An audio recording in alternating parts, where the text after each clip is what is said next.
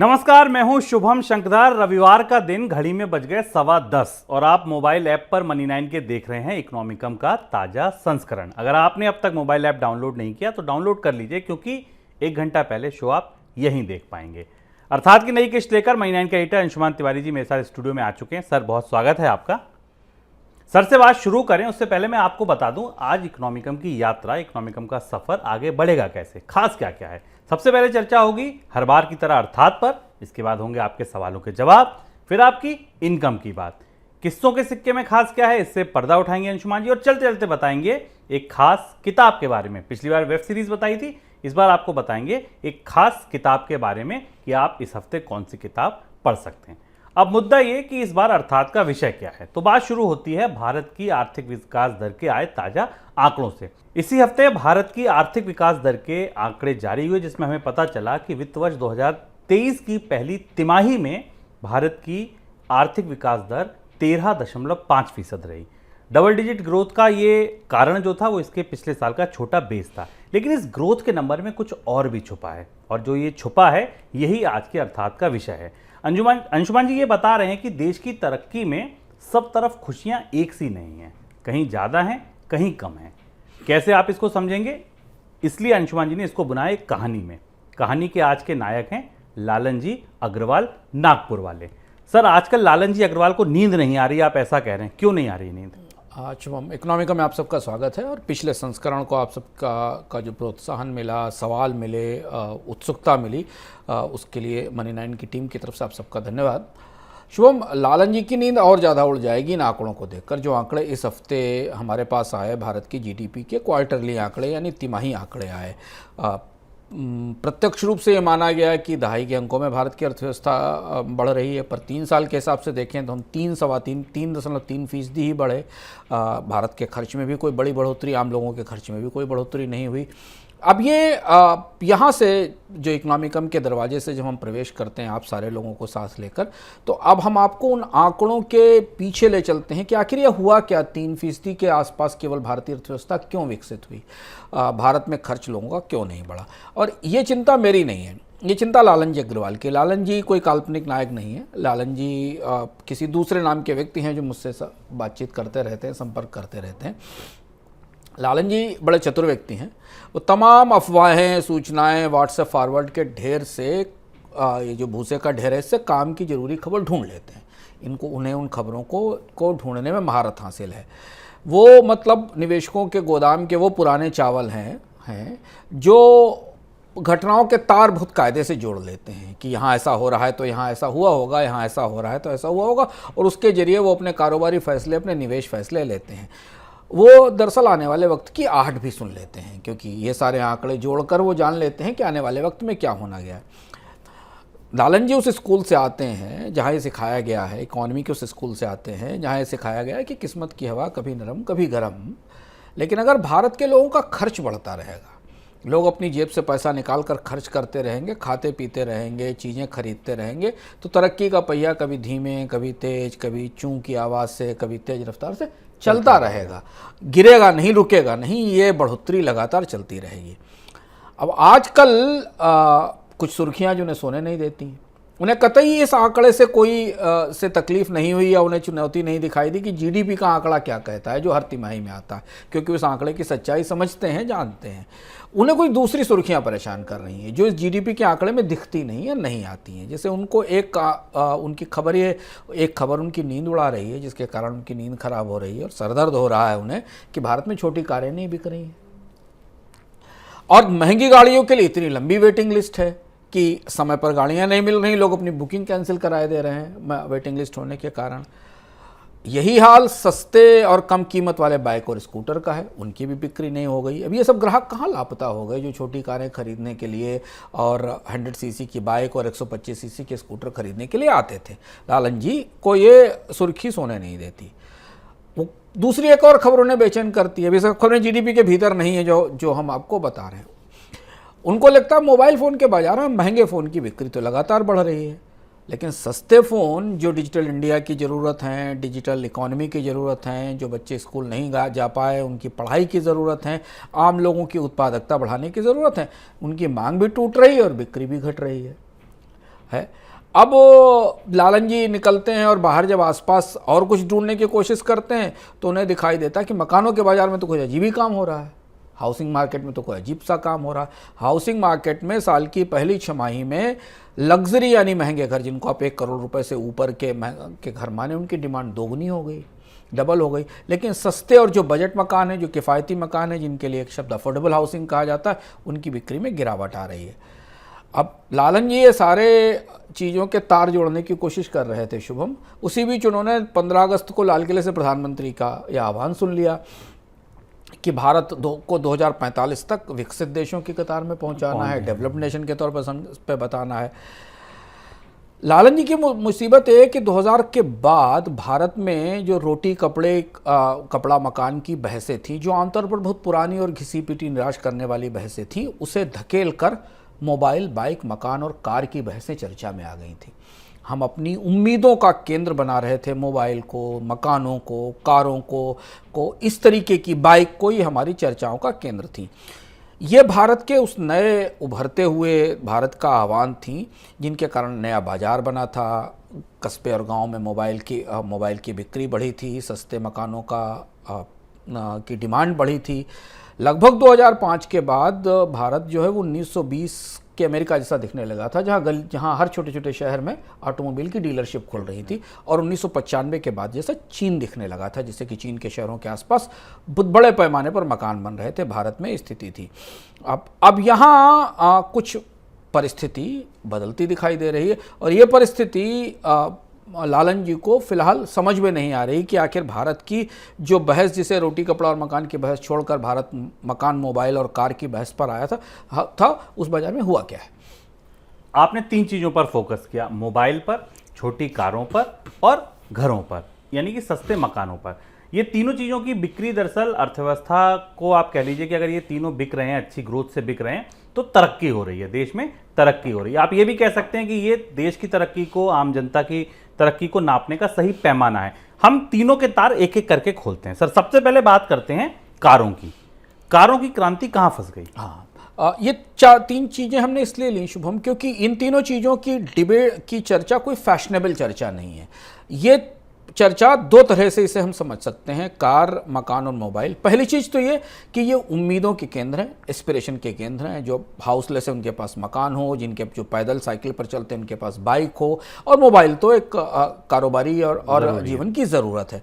और दूसरी चीज़ और भी कि अर्थव्यवस्था की दृष्टि से अगर आप देखें, सप्लाई साइड से देखें, या तो हम डिमांड साइड की बात करें, सप्लाई साइड से भी अगर आप देखें तो भारत का सबसे ज़्यादा निवेश, भारत का सबसे ज़्यादा कारोबार और भारत के जीडीपी में सबसे बड़ा हिस्सा इन्हीं 3 चीज़ों का है। अगर आप इन 3 चीज़ों को मिला लें, यहाँ तक कि अगर इन तीनों चीज़ों को मिला लें तो एक बहुत बड़ा सर्विसेज का हिस्सा, एक बहुत बड़ा हिस्सा भारत की अर्थव्यवस्था का इनमें सिमट जाता है। और इसीलिए यहाँ से रोजगार, यहाँ से मांग, इन सब का सबके संकेत मिलते हैं। इसलिए ये भारत की आर्थिक ग्रोथ की खिचड़ी के वो चावल हैं, जिन 3 चावलों को अगर आप निकाल कर दबा लें तो आपको समझ में आ जाएगा कि भारत की ग्रोथ की खिचड़ी पकी है कि नहीं पकी है, कच्ची है या पकते पकते बीच में रह गई है। बीते 4 साल में एंट्री लेवल कारों की बिक्री में करीब 25% की कमी आई। ये आंकड़े हमको सियाम के और ऑटोमोबाइल कंपनियों से दिखाई देते हैं। इनके बजाय जो एसयूवी हैं और 10 लाख से ज़्यादा कीमत की कारें हैं, उनकी मांग में अच्छी और काफ़ी उत्साहवर्धक और तेज बढ़ोतरी दिखाई दी। हालत यह हुई कि देश की सबसे बड़ी छोटी कार कंपनी, देश में छोटी कार बनाने वाली सबसे बड़ी कंपनी मारुति के चेयरमैन को ये कहना पड़ा, आरसी भार्गव को, कि छोटी कारों का बाजार ही खत्म हो रहा है अब, और इतना टैक्स है, नए नियम हैं, कच्चा माल है कि छोटी कारें महंगी हो गई हैं। यही हाल दोपहिया वाहनों का है, 2 व्हीलर का। जून 22 की तिमाही का अगर आंकड़ा पकड़ें तो 110 सीसी की पावर वाली मोटरसाइकिल और बाइक, जिसको मोटरसाइकिल या बाइक कहें, उनकी बिक्री करीब 42% गिरी।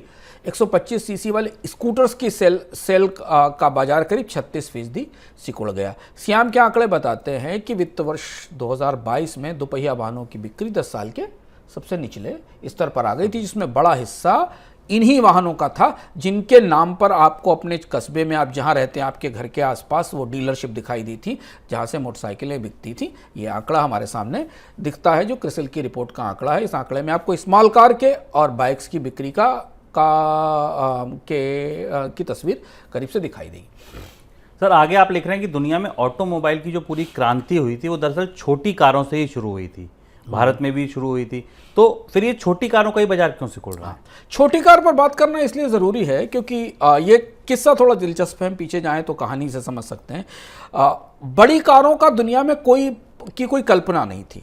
दुनिया में छोटी कारों से ही कारों का बाजार शुरू हुआ था। आप ये कहें कि इसका बीज अमेरिका में पड़ा था, पर इसका जो दरख्त था, जो छतनार वृक्ष था, वो छोटी कारों का बाजार कितना बड़ा हो सकता है ये भारत ने ही दिखाया था दुनिया में, और किसी ने नहीं दिखाया था। डेट्रॉयट में जब हेनरी फोर्ड ने 1908 में मॉडल टी की असेंबलिंग शुरू की, जो ऐतिहासिक रूप से मॉडल टी दुनिया के ऑटोमोबाइल इतिहास का एक ऐसा मॉडल जिस पर किताबें लिखी गई हैं, जो दंत कथाओं की तरह ऑटोमोबाइल इंडस्ट्री में जाना जाता है। असेंबलिंग शुरू की थी जब हेनरी फोर्ड ने, तो उनका मकसद था कि बेहद सस्ती छोटी कार बनाना।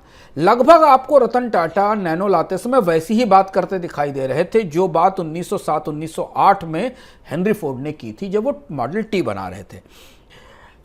फोर्ड का जो मॉडल टी आया, उसका जो 4 सिलेंडर वाला वाटर कूल्ड इंजन था, उसकी ताकत आज की सबसे छोटी कार से भी 4 गुना कम थी, जो आज सबसे छोटी कार आपके हाथ में है। 1909 में इसकी कीमत $825 थी, लेकिन लगातार टेक्नोलॉजिकल अपग्रेडेशन हुए, फोर्ड ने इसमें काफ़ी निवेश किया, नई तकनीकें लाई, और 1925 में हेनरी फोर्ड ने इस मॉडल को $262 में बेचना शुरू कर दिया। और ये उस वक्त अमेरिका के कर्मचारी के औसत 2.5 महीने के औसत वेतन के बराबर ही कीमत थी। और हेनरी फोर्ड ने, उसके बाद अमेरिका में हमने ऑटोमोबाइल की वो क्रांति देखी जिसका जिक्र हमने किया कि 1920 में जगह जगह डीलरशिप खुलने लगी थी, क्योंकि 2.5 महीने के औसत वेतन के बराबर की बचत के आधार पर कोई भी व्यक्ति अमेरिका में ये मॉडल टी ले सकता था। हालांकि उसके तत्काल बाद यूरोप और अमेरिका की दुनिया बड़ी कारों से गुलजार हो गई। हमारी निगाह में बड़ी कारें, लिमोजीन और यूरोप से आने वाली, चाहे वो मर्क हो या वॉक्सवैगन हो या बाकी कारें हों, वो दिखाई देने लगी। एशिया के कुछ देश छोटी कारों का प्रयोग कर रहे थे, लेकिन छोटी कारों की जो क्रांति का जो असली चेहरा हमने देखा वो सिर्फ भारत में देखा। भारत के बाजार, जब भारत का बाजार 1991 में खुला, 1995 के बाद यहाँ शुरू हुआ, तो दुनिया की 2000 से 2010 तक दुनिया की सभी बड़ी कंपनियां जो छोटी कारें नहीं भी बनाती थी, बड़ी कारें बनाती थी, वो सब भारत आ गई। एक पूरी सीरीज में सारी कंपनियां आ गई। या तो भारत में उन्होंने प्रोडक्शन करना शुरू कर दिया या भारत में असेंबलिंग करना शुरू कर दिया। इसके साथ एक बहुत बड़ा ऑटो कंपोनेंट का बनाने का पूरा सिस्टम बना, की इंडस्ट्री बनी। उसके साथ फिर फिनांसिंग में और बाकी चीज़ों में बदलाव हुआ।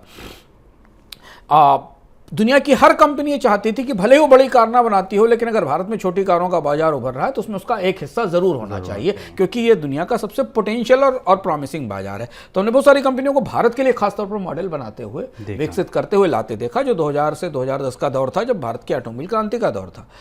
2009 में टाटा नैनो का सड़क पे उतरना इस छोटी कार की क्रांति का सबसे बड़ा पड़ाव था। हालांकि नैनो कई वजहों से असफल हुई, लेकिन छोटी कारों की दीवानगी पर कोई कमी नहीं आई। नैनो शायद इतनी छोटी थी कि लोगों को पसंद नहीं आई, या नैनो को लेकर कई सारे इशू थे, लेकिन छोटी कारें बिकती रहीं।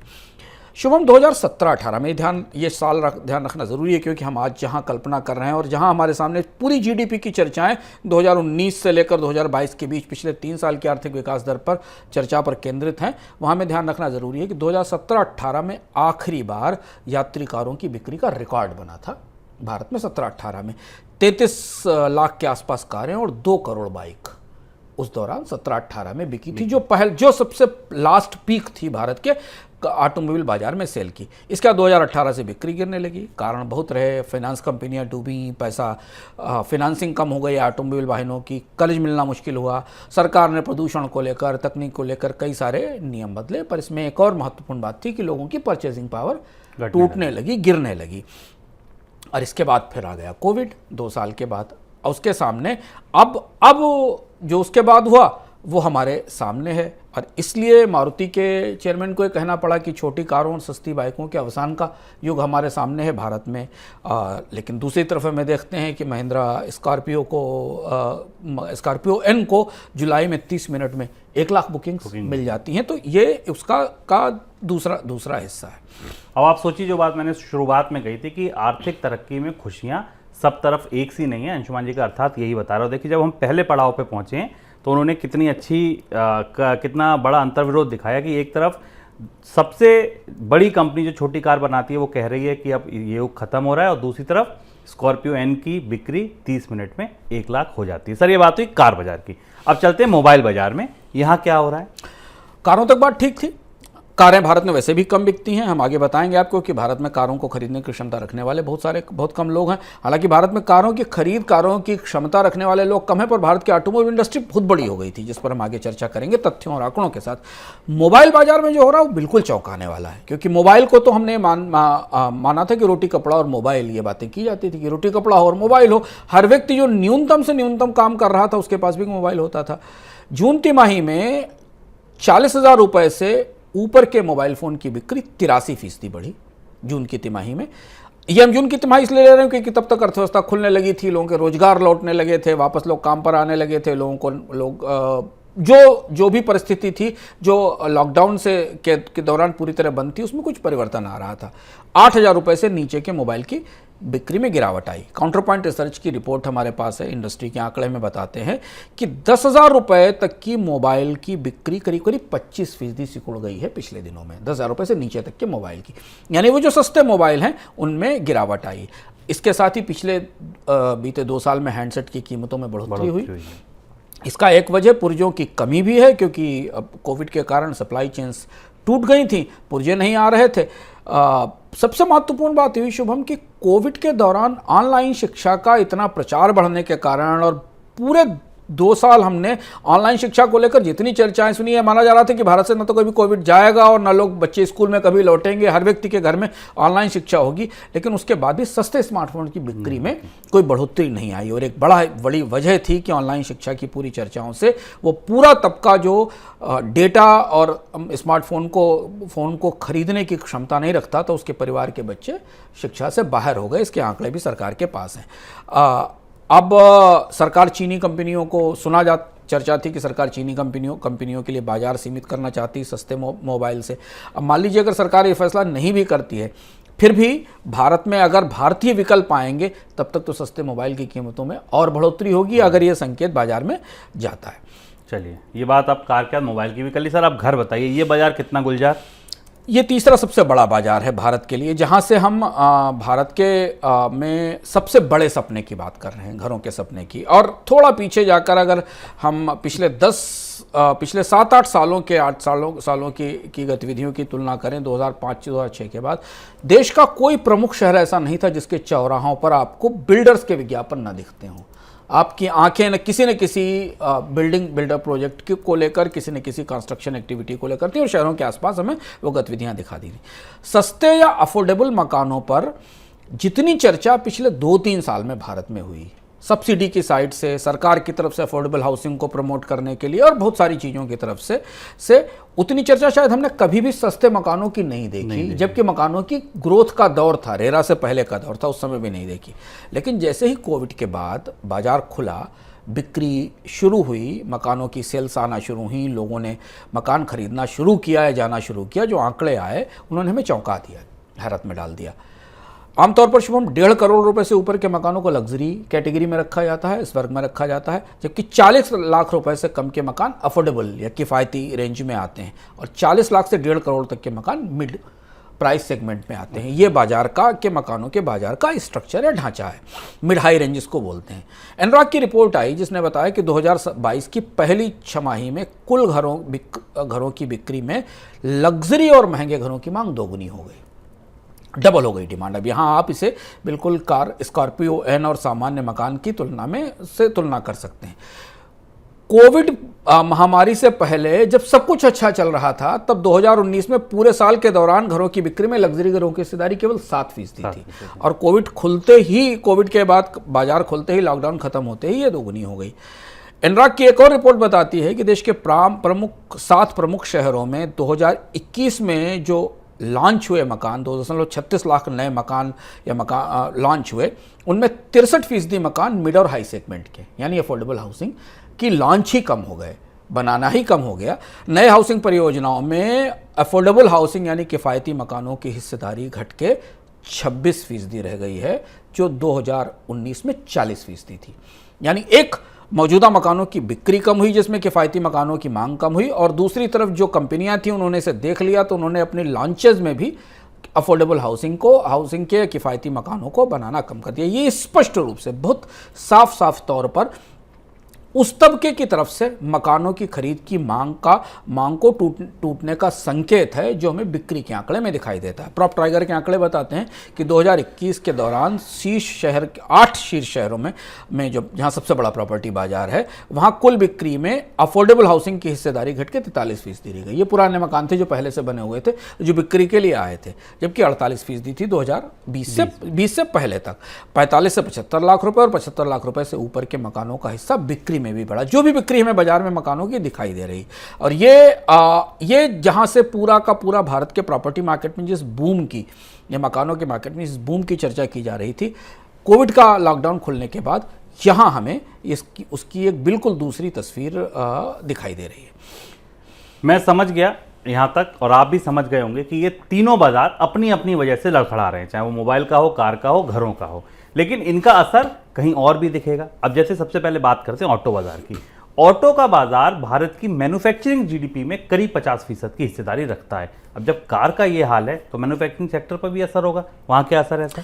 हाँ, जैसा हमने शुरुआत में कहा कि मकान, मोबाइल और कार की चर्चाएं भारत में उम्मीदों की, एस्पिरेशंस की सबसे महत्वपूर्ण चर्चाएं क्यों थी? इसके पीछे इनकी अपनी इकोनॉमिक्स है, इनका अपना अर्थशास्त्र है, और ये सिर्फ नॉर्मल के शेप रिकवरी जैसा फिनोमेना नहीं है जिसको हम कहते हैं कि भारत में कोविड के शेप रिकवरी तो स्पष्ट रूप से दिखाई देती है। इससे ज़्यादा और आपको के शेप रिकवरी के बारे में का प्रमाण जानने की जरूरत नहीं, क्योंकि जो सबसे के का जो ऊपर वाला हिस्सा है वो ग्रो कर रहा है और नीचे वाला नहीं ग्रो कर रहा है। पर हम उतने से नहीं समझ सकते, इसके भीतर जाकर हमें समझना पड़ेगा कि के शेप रिकवरी भारत के लिए चुनौतीपूर्ण क्यों है, और उसका असर हमें जीडीपी के आंकड़े में, इस तिमाही के जीडीपी के आंकड़े में दिखाई देता है। हम फिर आपको वापस ले चलना चाहते हैं कि जीडीपी के आंकड़े की जो भी समीक्षाएं या जो भी टिप्पणियां आपने पढ़ी हैं उन्हें दिमाग में रखते हुए इसे समझेंगे तो आपको समझ में आएगा कि ऐसा क्यों हुआ भारत की इस तिमाही में या पिछली तिमाहियों में जो हमारे सामने आता है।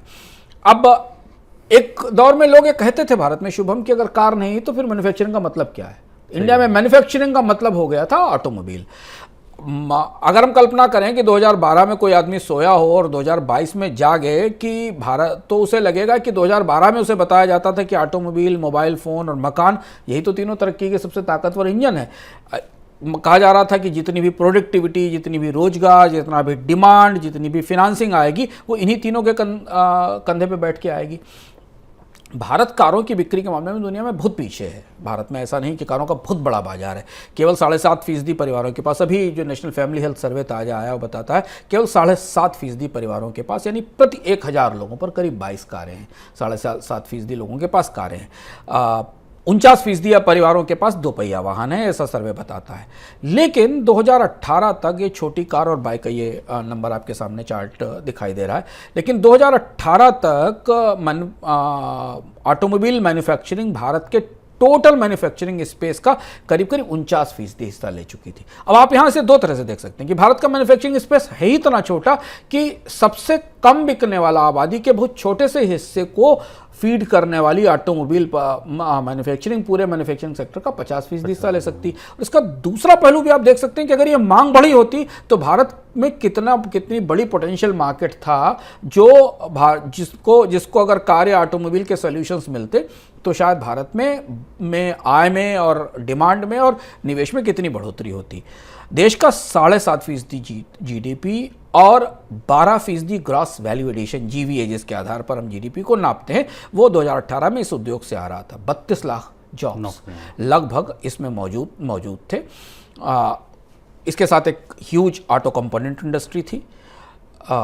कार लोन का एक बहुत बड़ा नेटवर्क था। ऑटो फाइनेंस का एक बड़ा नेटवर्क था जिसमें सरकारी बैंक भी सक्रिय थे, एनबीएफसी भी सक्रिय थी। एनबीएफसी उन लोगों को लोन देती थी जो बैंकेबल नहीं थे, बैंक उन लोगों को लोन देते थे जिनके पास सैलरी स्लिप होती थी, जिनके पास नौकरियां होती थी। इसके अलावा सर्विसेज का एक बड़ा नेटवर्क था। 2018 में, जब हम जिस आंकड़े का जिक्र हमने ऊपर किया है, 2018 में भारत का ऑटोमोबाइल उद्योग दुनिया का चौथा सबसे बड़ा उद्योग बन गया था अपने साइज के हिसाब से। $100 अरब के आसपास का वैल्यूएशन इंडिया की टोटल ऑटोमोबाइल इंडस्ट्री का था। अब एकदम हमने इस पूरे स्ट्रक्चर ढांचे में चेंज देखा कि छोटी कारों की और की बिक्री के बाद ये उद्योग सिकुड़ रहा है। मारुति के चेयरमैन ने बहुत दिलचस्प बात कही, और बात दिलचस्प है और चिंताजनक है कि उन्होंने कहा कि छोटी कारें जो थीं वो ऑटोमोबाइल इंडस्ट्री का ब्रेड एंड बटर थी। बटर तो चला गया, अब केवल ब्रेड हमारे पास बची है, बटर उससे निकल गया है। अब इलेक्ट्रिक वाहनों की चर्चा हमारे सामने है, काफ़ी उस पर बहुत चर्चा होती है तथ्य और आंकड़ों की दृष्टि से अगर देखें तो वो चर्चाएं बहुत छोटे हिस्से को सीमित हैं। जब अभी हम भारत में कारों का पेनिट्रेशन ही इतना कम देखते हैं, लेकिन इनकी कीमतें इतनी ऊंची हैं कि फ़िलहाल जब तक तकनीक नहीं आती, बैटरी नहीं आती, चार्जिंग नेटवर्क्स नहीं बनते, क्या भारत का पूरा ऑटोमोबाइल बाजार सिर्फ महंगी कारों पर केंद्रित होकर रह जाएगा? केवल एसयूवी और बड़ी ही कारें ही बिकेंगी? और अगर ऐसा होता है, जिसकी संभावना हमें होती दिखाई दे रही, जैसा हमें मारुति के आंकड़े या हुंडई के आंकड़े या भारत में छोटी कार बनाने वाली कंपनियों के आंकड़े बता रहे हैं, यदि इनके भारत की ऑटोमोबाइल क्रांति जिन छोटी कारों पर केंद्रित थी, अगर उनकी बिक्री ही नहीं बढ़ेगी, उनमें निवेश ही नहीं बढ़ेगा, तो फिर भारत में ऑटोमोबाइल सेक्टर में नया इन्वेस्टमेंट क्यों आएगा? क्योंकि महंगी और इंपोर्टेड कारें खरीदने वाले लोग तो इंपोर्टेड भी खरीद लेंगे, उनकी तो वो उतनी ड्यूटी चुकाकर महंगी कार भी खरीद लेंगे। ये बड़ा सवाल है जो हमें इस जीडीपी के आंकड़े की रोशनी से निकलकर बाहर खड़ा होते दिखता है, और हमारे सामने वो खड़ा होता है सवाल कि जीडीपी का आंकड़ा हमें ये नहीं बता रहा, लेकिन अगर भारत में छोटी कारों की बिक्री नहीं बढ़ना शुरू हुई तो फिर ऑटोमोबाइल उद्योग करेगा क्या? ऑटोमोबाइल उद्योग किसके लिए कारें बनाएगा? सर, ये बात हुई कारों की। अब मोबाइल पर आते हैं। मोबाइल का सिकुड़ता बाजार डिजिटल इंडिया जैसे सपने के लिए कितना बड़ा खतरा है? अब मोबाइल नहीं तो फिर डिजिटल इंडिया की बात कैसे होगी? मोबाइल का जो सस्ते मोबाइल का वर्ग है, इसका सिकुड़ना डिजिटल इंडिया के लिए स्वाभाविक रूप से खतरे की घंटी है। 2019 में तक हमने 2018 और 19 तक हमने भारत के मोबाइल बाजार में एक दिलचस्प और काफ़ी उत्साहवर्धक ट्रेंड देखा था। वो था कि भारत में फीचर फ़ोन रखने वाले लोग दोबारा फीचर फ़ोन नहीं खरीद रहे थे। जिनके पास एक फीचर फ़ोन था और अगर उसे वो बदलना चाहते थे तो किसी न किसी स्तर पर स्मार्टफोन लेने की कोशिश कर रहे थे। और इसलिए हमने 2012-13 से लेकर 2012 बल्कि 15 से मान लें 15 के बाद फीचर फ़ोन रखने वालों का एक बड़ा माइग्रेशन, एक बड़ा प्रवास स्मार्टफोन के मॉडल की तरफ देखा था। और इसी अनुपात में मोबाइल इंटरनेट का इस्तेमाल भारत में बढ़ता चला गया था। और उसी दौरान हमने देखा कि कंपनियों ने डेटा प्लान्स पर फोकस करना शुरू किया। रिलायंस जियो जैसी कंपनियां आई जिनका पूरा फोकस डेटा पर था, क्योंकि भारत के लोग फीचर फोन से बाहर निकलकर स्मार्टफोन पर आ रहे थे। वही वो दौर था जब डिजिटल लेन देन बढ़े, ऑनलाइन पेमेंट्स होना शुरू हुआ। अब अगर सस्ते फ़ोन की बिक्री नहीं बढ़ेगी तो फिर भारत में सस्ते फ़ोन के विकल्प सीमित हो जाएंगे। फिर कंपनियां उन्हीं महंगे फ़ोनों को बनाएंगी जिनमें जो 40,000 रुपये से ऊपर के हैं। और यहाँ पर सरकार को एक करीब से देखना पड़ेगा कि अगर इन फ़ोन की बिक्री नहीं बढ़ी तो फिर डिजिटल डिमांड, डिजिटल ट्रांजैक्शन, बाकी सारी चीज़ों का क्या होगा। यहाँ एक और बहुत महत्वपूर्ण डिसरप्शन हमारे दरवाजे पर खड़ा है। 5G आने के बाद तो ये बाजार वैसे भी महंगे फ़ोन और महंगी सेवा के एक वर्ग में कट ही जाएगा। एक हिस्सा तो इस बाजार में के शेप का मार्केट मोबाइल में शुरू ही होने वाला है, जहां आपको महंगा 5G फोन और महंगी 5G सेवा मिलेगी। हमें यहाँ ध्यान रखना जरूरी है कि कंपनियों को वैसे भी कम मोबाइल खपत वाले ग्राहक नहीं भाते हैं। हमने देखा जैसे ही पहला चांस मिला भारत में कंपनियों ने मोबाइल सेवा की कीमतें बढ़ानी शुरू की। एयरटेल ने और जियो दोनों ने कीमतें बढ़ाई। एयरटेल ने कहा कि एवरेज रेवेन्यू पर यूज़र हमें 1,000 रुपये 1,500 रुपये से ऊपर तक पहुंचना चाहिए। उन्होंने अपने मौजूदा स्तर के करीब पहुंचने की कोशिश की। उन्हें आमतौर पर 1,000-1,500 रुपये पर महीने के भुगतान वाले ग्राहक चाहिए, तभी जो नई तकनीक में वो निवेश कर रहे हैं 5G की दृष्टि से वो खर्चा उठा पाएगा। तो सस्ता मोबाइल, माफ करें, सस्ता मोबाइल, सस्ता डेटा ये एक ऐसा दिलचस्प और पावरफुल गठजोड़ था जिसने भारत में बहुत सारी चीज़ों की डिमांड को बढ़ाने में मदद की थी। टेलीकॉम कंपनियां अब जब ये कीमतें बढ़ा रही हैं अपने दरों की और उधर मोबाइल फ़ोन भी महंगे हो रहे हैं, तो डिजिटल इंडिया के लिए यहाँ पर एक हमें चुनौती दिखाई देती बड़ी। सर, सस्ते मकान कहाँ चुनौतियाँ बना रहे हैं?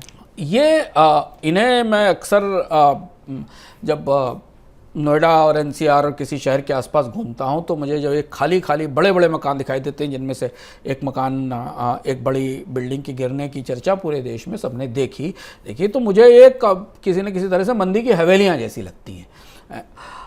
हाउसिंग की मंदी 2017 से शुरू हो गई थी भारत में। 2017 के बाद नाइट फ्रैंक की रिपोर्ट ने बताया कि नोटबंदी हुई। नोटबंदी के बाद 2017 में मकानों की बिक्री 7% गिरी। नए प्रोजेक्ट्स के लॉन्च 41% गिरे, मतलब ये 2018 से पहले से, कोविड से पहले की स्थिति है। उसके बाद भी मकानों की कीमतें नहीं टूटी, मकानों की कीमतें वहीं बनी रहीं। फिर इसके बाद जीएसटी की गफलत शुरू हुई, हाउसिंग पे जीएसटी कैसे लगेगा, 6-7 महीने इस पर चर्चा चलती रही। तब तक एनबीएफसी में क्राइसिस आ गई 2018 में। जो सबसे बड़े फिनांसर थे भारत के हाउसिंग इंडस्ट्री के, वो कोलैप्स कर गए। अब उसके बाद मांग की कमी हो गई और फिर कोविड के आने के बाद एकदम पूरा हाउसिंग बाजार चरमरा गया। कोविड जब हम निकल रहे थे तब 6.29 लाख मकान भारत में ग्राहकों के इंतजार में खड़े हुए थे, बने अध बने और तैयार पड़े थे। रियल एस्टेट में बड़ा रिफॉर्म आया रेरा, जिसने चेंज किया, लेकिन ना तो वो कीमतें कम करा सका और ना मांग बढ़ा सका। ना तो रियल एस्टेट की कीमतों में वो कटौती हुई जिससे बाजार अफोर्डेबल हो सके, और ना ही डिमांड में बढ़ोतरी हुई। अब यहाँ एक और दिलचस्प चीज़ है जो हमें कार जैसी दिखाई देती है, और इसीलिए हमें लगता है कि भारतीय अर्थव्यवस्था के ये दो हिस्से क्यों इतने महत्वपूर्ण हैं, जो आंकड़े हमें बताते हैं। भारत की एक बड़ी आबादी के पास अपना मकान खरीदने की क्षमता भले ही ना हो, लेकिन भारतीय अर्थव्यवस्था में कंस्ट्रक्शन का हिस्सा 15% है। 2019 का आंकड़ा हम बता रहे हैं। उसके बाद तो कंस्ट्रक्शन की एक्टिविटीज़ कम हो गई थी कोविड के बाद की। जो अमेरिका, कनाडा और फ्रांस जैसे 21 बड़े देशों से ज़्यादा है। चीन भारत से आगे है। चीन की अर्थव्यवस्था में कंस्ट्रक्शन का हिस्सा सबसे ज़्यादा है, और भारत कई मायनों में अमेरिका और कनाडा और फ्रांस जैसी अर्थव्यवस्थाओं से ज़्यादा कंस्ट्रक्शन एक्टिविटीज़ में। एक आंकड़ा और कि मंदी के बावजूद 2021 तक जीडीपी का 7.8% इन्वेस्टमेंट केवल कंस्ट्रक्शन इंडस्ट्री में मौजूद था जब 2021 में जबकि मंदी थी उसके बाद भी था। अब मुझे याद आता है कि एक इकोनॉमिस्ट थे एड लीमर, उन्होंने एक महत्वपूर्ण थ्योरी दी थी जो उनका सिद्धांत था। वो कहते थे कि अर्थव्यवस्था की चर्चाओं में रियल एस्टेट के असर को कभी गंभीरता से नहीं लिया जाता, लेकिन बीती लगभग 11 रिसेशंस में, 11 मंदियों में से 8 का जन्म प्रॉपर्टी मार्केट से ही हुआ था। तो भारत का प्रॉपर्टी मार्केट तो 2017-18 से ही मंदी की चुनौती का सामना कर रहा है। उम्मीद ये थी कि कोविड के बाद चीज़ें बेहतर होंगी और जिन लोगों ने मकानों की खरीद टाल रखी वो सस्ते मकान लेने के लिए सामने आएंगे। अब यहाँ एक बहुत बड़ा डिसरप्शन या बड़ा डैम्पेनर या बाधा कहें वो ये आ गई कि भारत के ज़्यादातर सस्ते मकान है, अफोर्डेबल मकान कर्ज पर बिकते हैं, कर्ज लेकर खरीदे जाते हैं क्योंकि वो मध्य वर्ग की मांग के आधारित हैं। उनके लिए अब मकान का कर्ज अफोर्ड करना ही मुश्किल हो रहा है क्योंकि हम ब्याज दरों में बढ़ोतरी के दौर में पहुंच गए। मकानों की मांग तो नहीं निकली, लेकिन हम ब्याज दरों की बढ़ोतरी वाली गाड़ी में सवार हो गए और जो अब बढ़ती जाएंगी। ये तीनों बाजारों का जो असर है वो बताइए। सर, मेरा एक आखिरी सवाल और है, अगर ये तीनों चीज़ें कहीं बढ़ रही थी तो इसके पीछे कहीं ना कहीं भारत का बढ़ता मध्य वर्ग का था। ये मध्य वर्ग कहाँ खो गया, इसकी क्या स्थिति है? हाँ, यहाँ से हम जिस बात की तरफ शुभम, इस प्रश्न की तरफ इशारा कर रहे हैं, ये तीनों चीज़ें या तो भारत के मौजूदा मध्य वर्ग की ज़िंदगी को बेहतर करने से जुड़ी थी या मध्य वर्ग में शामिल होने की कतार में खड़े हुए लोग इनकी मांग पैदा कर रहे थे। ये केवल असंतुलित रिकवरी नहीं है, अनइवन रिकवरी नहीं है, इसे करीब से देखने की ज़रूरत है। और ये मध्य वर्ग की क्रय क्षमता के सिकुड़ने का संकेत है, जिसे अगर आप माने तो मध्य वर्ग के सिकुड़ने का संकेत है। पिछले दशक में हर मिनट करीब 44 लोग घोर गरीबी से भारत में बाहर निकले, ब्रुकिंग्स की रिपोर्ट बताती है हमें। लेकिन लॉकडाउन शुरू होने से पहले तक भारत के मध्य वर्ग के 2 हिस्से थे शुभम। 4 से 5 करोड़ लोग यानी 4 से 5 करोड़ परिवार ऐसे थे जिनकी मासिक आय लगभग 35,000 रुपये से ऊपर थी या उसके आसपास थी। ये लोग मकानों और कारों, इलेक्ट्रॉनिक्स की जो रिपीट डिमांड आ रही थी उसका आधार थे, जो अपनी कार बदल रहे थे, छोटी कार से बड़ी कार पर जा रहे थे, मझोली कार पर जा रहे थे, मकान खरीद कर नए मकान खरीदने के लिए जा रहे थे या अपने पुराने मकानों को बेच रहे थे। यही बात उनके इलेक्ट्रॉनिक्स के तौर पर थी। तो हमने टीवी, फ्रिज, इनकी जो नई टेक्नोलॉजी और जो थोड़े से बेहतर प्रोडक्ट आते थे उनको खरीदने वाला ये हिस्सा था जो आंकड़े में बताते हैं। और ये आकलन देश में इनकम के लेवल के ऊपर बहुत सारी अलग अलग गणनाएं उनके आधार पर निकलता है। दूसरे समूह में 15 करोड़ परिवार आते थे लगभग भारत के, जिनकी आय 12-15 हज़ार से लेकर 30,000 रुपये मासिक तक के बीच में थी। ये उम्मीद का केंद्र थे। इनकी उम्मीद के आधार पर बाइक कंपनियां निवेश बढ़ाती थी, इनके उम्मीद के आधार पर मोबाइल कंपनियां निवेश करती थी। ये माना जा रहा था कि इनकी आय अगर बढ़ती गई तो ये जो कारों का बाजार है जो इतना है बड़ा होता चला जाएगा, छोटी कारों की बिक्री बढ़ती चली जाएगी, जबकि छोटी कारों का मौजूदा ग्राहक जिसके पास छोटी कार है वो ग्रेजुएट होकर मझोली कार या मिड साइज कारों की तरफ ज़्यादा चला गया। ये वो पूरी ट्रेजेक्ट्री थी। पिछले 25 साल में यही मध्य वर्ग भारत की जितनी भी चमत्कारी कथाएं हैं या भारत की ग्रोथ की कथाएं हैं उनका मस्कट है, उनका शुभंकर रहा है। यही लोग गांव से संपत्ति खींचकर शहर लाए, इन्होंने गांव से जो अपनी संपत्ति थी वो निकाली। 80% मध्य वर्ग नगरी हुआ, इन्होंने नगरों का विकास किया। अगर आप 25 साल पहले भारत के शहरों को देखें और आज के शहर देखें तो उनका जो अधिकतम विस्तार है वो सिर्फ इन्हीं लोगों की वजह से हुआ। इन्हीं ने वहाँ कारोबार शुरू किए, इन्हीं ने मकान लिए, इन्हीं की खरीद वहाँ दिखाई दी और इसी वजह से भारत की अर्थव्यवस्था करीब करीब 60% इनकी खपत खर्च पर निर्भर है। और ये बड़ा स्ट्रक्चरल चेंज हमने पिछले 15-16 साल में देखा कि भारत की अर्थव्यवस्था का 60% हिस्सा इस खपत से आया था।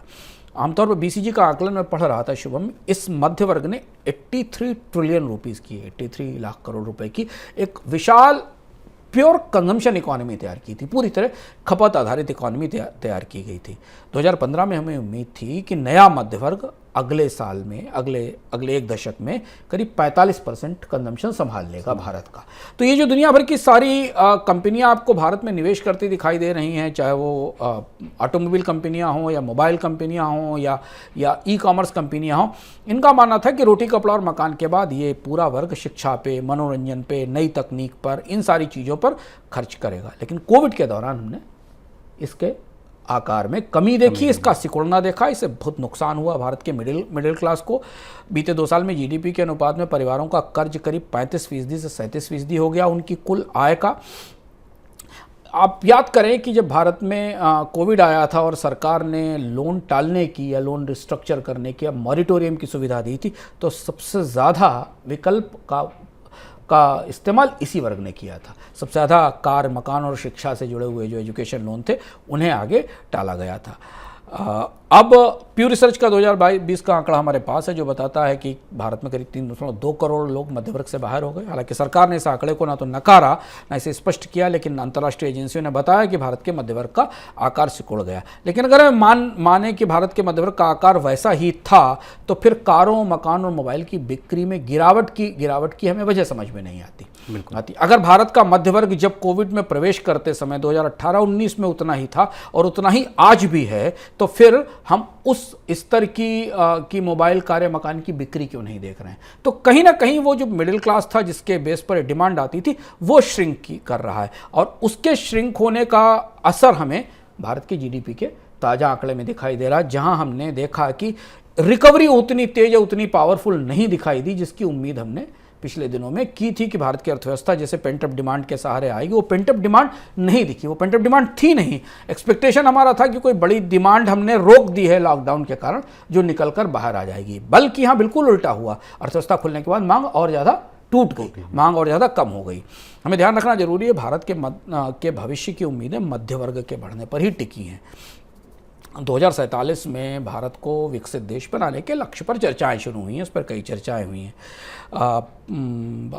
अजय शाह ने, इकोनॉमिस्ट अजय शाह ने अपने एक अध्ययन में बताया था और वो आंकड़ा महत्वपूर्ण है जानना कि भारत में 2020 में प्रति व्यक्ति आय का जो स्तर था वो अमेरिका ने 1896 में और यूके ने 1894 में हासिल कर लिया था। 2019 का जो हाउस होल्ड पिरामिड सर्वे आता है हमारे सामने, जो हर परिवार के खर्च का आकलन करता है, उसे अगर आधार बनाएं तो जितनी कारें भारत में कोविड में घुसने से पहले थी वो इस तरह अमेरिका में 1915 में आ चुका था।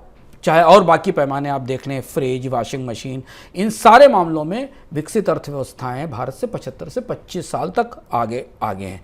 तो इस समय जब हम जीडीपी के आंकड़ों के भीतर खड़े हुए हैं, उनके करीब से उन्हें देखने की कोशिश कर रहे हैं, तो हमें लगता है कि कहीं ना कहीं सरकार को इन सारे आंकड़ों की रोशनी में ये सारा फिनोमेना नए सिरे से समझना होगा। उसे देखना होगा कि भारत की डिमांड का इंजन अगर नहीं शुरू हुआ, दोबारा शुरू नहीं हुआ, तो जिस पर हमने एक इकोनॉमिका में पहले भी चर्चा की थी शुभम, कि फिर हम लो ग्रोथ के ट्रैप में चले जाएंगे, जहाँ पर हमारे पास 6-6.5%, 7% के आसपास की आर्थिक विकास दर होगी, और वो हमें नया मध्यवर्ग तैयार नहीं करने देगी। नया मध्यवर्ग तैयार करके ही, मिडिल क्लास तैयार करके ही हम ये सारा निवेश, ये सारी चीज़ें बढ़ा सकते हैं। ये है नसीहत जो जीडीपी का नंबर हमारे सामने इस तिमाही का आया है, जिससे जो हमारे आपके लिए जो अर्थव्यवस्था के एक हिस्से से जुड़े हुए हैं, जो निवेश करने वाले लोग हैं, और जो पॉलिसी मेकर्स, नीति निर्माता इसको देख रहे हैं, सुन रहे हैं, उनके लिए, उनके ऊपर है कि वो कैसे इस पूरे पहिए को दोबारा वापस घुमाकर उस रफ्तार में ला सकते हैं जहां कम से कम 2018 में खड़े हुए थे, 2019 में नहीं, जहां हम 2018 में खड़े हुए थे, हम वहां वापस घूम कर आ सकते हैं क्या? बिल्कुल। तो सरकार की पूरी कोशिश होनी चाहिए, मध्य वर्ग को बढ़ाया जाए, मध्य वर्ग मांग को बढ़ाएगा और इसी मांग के कंधे पर बैठकर रोजगार आएंगे, तरक्की आएगी। बहुत शुक्रिया सर इस अर्थात के लिए। अब बारी सवाल जवाबों की। पहला सवाल आलोक जी का है, वो ये पूछ रहे हैं कि दुनिया न्यूक्लियर एनर्जी की तरफ क्यों नहीं जा रही है? ये तो एनवायरनमेंट को भी डैमेज नहीं करता है और साफ एनर्जी का भी सोर्स है। हाँ, ये दिलचस्प सवाल है। नाभिकीय ऊर्जा पर मैंने सोचा था कि हम लोग विस्तार से किसी समय चर्चा करेंगे। न्यूक्लियर एनर्जी के साथ बहुत सारी दुविधा है। सिक्योरिटी की दृष्टि से दुनिया के कई सारे देश नाभिकीय ऊर्जा की तरफ नहीं जाते हैं। एक तो उसमें दुर्घटना के खतरे हैं, और दूसरा है कि नाभिकीय तकनीकों पर अभी बहुत सारी पाबंदियाँ हैं पूरी दुनिया में उनका इस्तेमाल करने पर। भारत को भी दुनिया के नाभिकीय क्लब में शामिल होने के लिए बड़ी कवायद करनी पड़ी, और हमने उसके पीछे पूरी राजनीति और अंतर्राष्ट्रीय स्तर पर एक बड़ी पेशबंदी देखी। नाभिकीय ऊर्जा में निवेश, न्यूक्लियर एनर्जी में निवेश में सुरक्षा से ज़्यादा तकनीकों की अड़चन है, और सारी दुनिया में तकनीकों का प्रवाह अभी सामान्य नहीं हुआ है। लेकिन एक महत्वपूर्ण बात जो अभी हाल फिलहाल में हुई कि जब कच्चे तेल की कीमतों में इतनी बढ़ोतरी हो रही है, कोयला महंगा हो रहा है, तो जापान, ऐसा माना जाता है, कई जगह से सूचनाएं हैं, ऐसी पता चला है कि जापान जो है वापस न्यूक्लियर एनर्जी की तरफ जा रहा है। जापान में जब न्यूक्लियर रिएक्टर फुकुशिमा वाला फटा था, उसके बाद जापान ने अपनी नाभिकीय ऊर्जा के कार्यक्रमों को पीछे छोड़ दिया था। तो वो एक बड़ा विकल्प है, और सुरक्षा और तकनीकों की उपलब्धता का एक बड़ा रिस्क है, क्योंकि नाभिकीय ऊर्जा के साथ नाभिकीय हथियार बनाने के खतरे भी साथ में बने रहते हैं, और इसलिए शायद दुनिया के देश नाभिकीय तकनीकों को लेकर इतने आगे नहीं, हाँ, इतने रिजर्व रहते हैं कि उनका ट्रेड नहीं हो पाता जितना ट्रेड आपको बाकी एनर्जी टेक्नोलॉजीज का मिलता है, खुलकर दिखाई देता है। अगला सवाल मोहित का है सर। मोहित ये पूछ रहे हैं कि sir too big to fail companies या कैसी होती हैं, और ये बन कैसे जाती हैं? हमारे आपके पैसे से, पब्लिक के पैसे से इतनी बड़ी कंपनियां बन कैसे जाती हैं?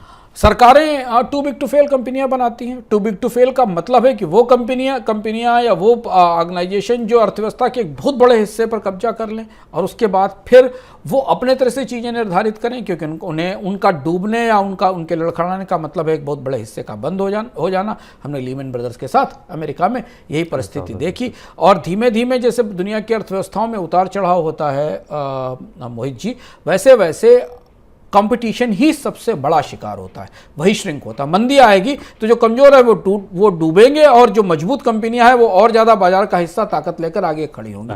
और यही हमें सरकारों की ज़रूरत होती है, यही सरकारों के हस्तक्षेप की ज़रूरत होती है कि वो हर बाजार में, हर उत्पाद में, चाहे वो चॉकलेट हो या कार हो, एविएशन हो या बैंक, हर जगह वो इतनी प्रतिस्पर्धा जरूर बनाकर रखें कि कोई भी टू बिग टू फेल ना हो पाए। और ये काम का तय करना सरकारों की जिम्मेदारी है, और वो काम जब सरकारें नहीं करती तो हमको दुनिया के अर्थव्यवस्थाओं में टू बिग टू फेल कंपनियां दिखाई देती हैं। वैसे भी तकनीकी आधार पर हम टू बिग टू फेल कंपनियों के दौर में फंसी चुके हैं जाकर। भारत की बड़ी टेक्नोलॉजी, दुनिया की बड़ी टेक्नोलॉजी कंपनियां टू बिग टू फेल हो ही गई हैं, चाहे आप गूगल को ले लीजिए, चाहे आप मेटा को ले लीजिए। ये कंपनियां तो एक सीमा से अधिक बड़ी हो ही गई हैं। और अमेरिका में इसीलिए 2 साल पहले इन कंपनियों की मोनोपोलीज को लेकर, इनके कंपटीशन के इश्यूज को लेकर नई तरीके की सुनवाई और दबाव बनना शुरू हुआ है कि ये कंपनियां कुछ ऐसा तो नहीं कर रही जिससे कि प्रतिस्पर्धा खत्म हो रही है।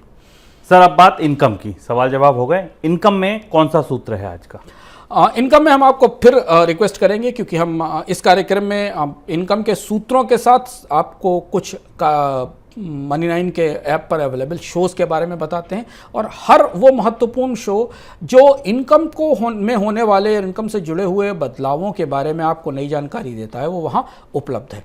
मैं आपसे सजेस्ट करूँगा कि आप सबसे पहले ये तय करें कि आप रिस्क लेने वाले निवेशक हैं या रिस्क से बचने वाले निवेशक हैं।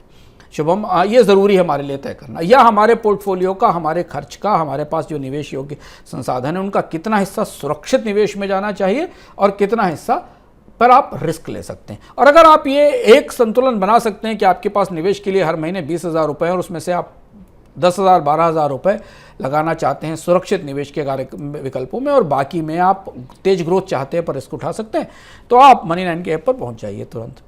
या तो आप देखिए चैन की सांस, जहां आपको उन सारे सुरक्षित निवेशों के बारे में जानकारी मिलेगी, जहां एफडी है, जहां पेंशन है, जहां बैंक डिपॉजिट्स हैं, जहां बीमा है और बीमा से जुड़े तमाम चीज़ों के। और अगर आप थोड़े उत्साही हिम्मती निवेशक हैं और आप आगे बढ़कर बाजार में आगे जाना चाहते हैं और ट्रेडर नहीं निवेशक बनना चाहते हैं, तो आइए 80-90 पूरे 100 पर देखिए, स्टॉक सेंट्रल देखिए, म्यूचुअल फंड सेंट्रल देखिए। ये सारे शो आपके टॉप ऑफ द माइंड, आपके दिमाग में जो इस वक्त चल रहे सवाल हैं उनका सबका जवाब है, और उसमें इनकम के, सेविंग्स के और अपने को सुरक्षित रखने के असंख्य सूत्र छिपे हुए हैं। और उन्हें देखें और आप इस इकोनॉमिकम पर टिप्पणी भी करें, आप अपनी राय भी दें, हमें बताएं कि कौन सा शो आपको अच्छा लगा, हम उसमें और क्या बदलाव और क्या सुधार कर सकते हैं।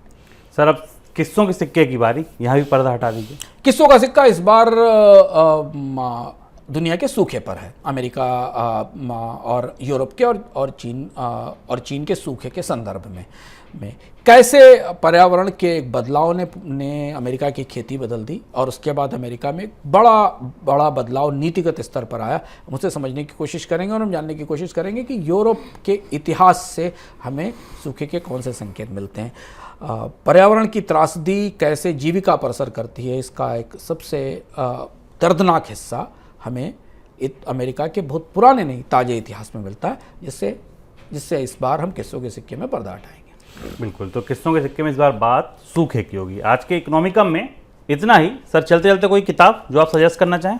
हाँ, एक किताब, पिछली बार हमने आपको एक सीरीज़ बताई थी, इस बार में किताब अभी हमने किताब मंगाई है, हमने पढ़ना शुरू की है। एक किताब है मैथ्यू कैनल की, रोम द हिस्ट्री ऑफ 7 सैकिंग्स। इस किताब की काफ़ी तारीफ हुई है। रोम का बड़ा दिलचस्प इतिहास है, रोम पर अलग अलग हमलों का, 7 बड़े समय से रोम का इतिहास कैसे बदला, ये किताब मैं पढ़ रहा हूँ। इसमें बहुत सारे दिलचस्प किस्से हैं, कभी वो किस्से भी आपको सुनाऊंगा किसी कार्यक्रम के संदर्भ में, लेकिन अगर आप पढ़ना चाहें तो इस किताब को ज़रूर पढ़ सकते हैं। बहुत शुक्रिया आप लोगों का जुड़ने के लिए। सर बहुत शुक्रिया आपका, अर्थात की किस्त लाने के लिए। नई किस्त का इंतजार रहेगा मुझे भी, दर्शकों को भी। आप लोगों का भी बहुत शुक्रिया। चलते चलते एक बार आपसे निवेदन कि अगर आपने Money9 का ऐप डाउनलोड नहीं किया है तो इसे तत्काल डाउनलोड कर लीजिए। फिलहाल दीजिए इजाजत, नमस्कार।